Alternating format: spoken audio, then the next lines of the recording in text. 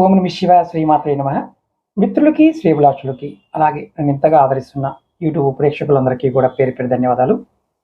మిత్రులరా, మీ అందరికీ పరాదేవత ఎల్లవెల్లా మీతో ఉండి మీ మనోవాంఛ నెరవేర్చాలని మనస్ఫూర్తిగా కోరుకుంటున్నాను. ఈరోజు మనం మీకు ఎవరికైనా సరే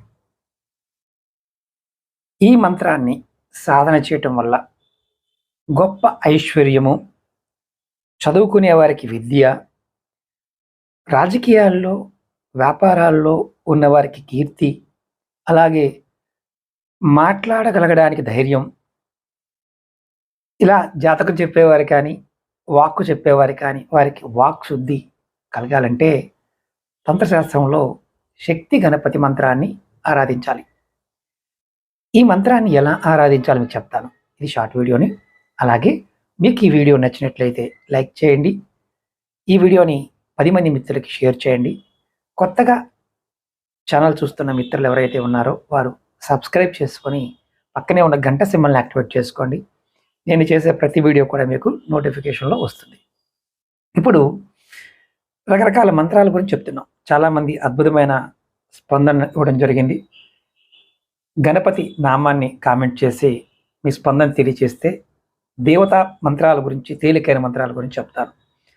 ఇందులో పెద్ద వీడియోలు కూడా ఉంటాయి, మన వీడియోస్లోకి వెళ్ళి చూడొచ్చు. మంత్రాన్ని ఎలా చేయాలి, మంత్ర సాధన ఎలా చేయాలి, ఇవన్నీ కూడా తేలిగ్గా ఉండేదని చెప్తాను. ఈ మంత్రం శక్తి గణపతి మంత్రం అంటారు. ఈ మంత్రం మనకి ఫలించాలంటే ఒక 4 లక్షల జపం పూర్తయిన తర్వాత సిద్ధి లభిస్తుంది. అలాగే 1,25,000 సార్లు పూర్తయిన తర్వాత ఈ మంత్రాన్ని మీరు దేనికైనా ప్రయోగించవచ్చు.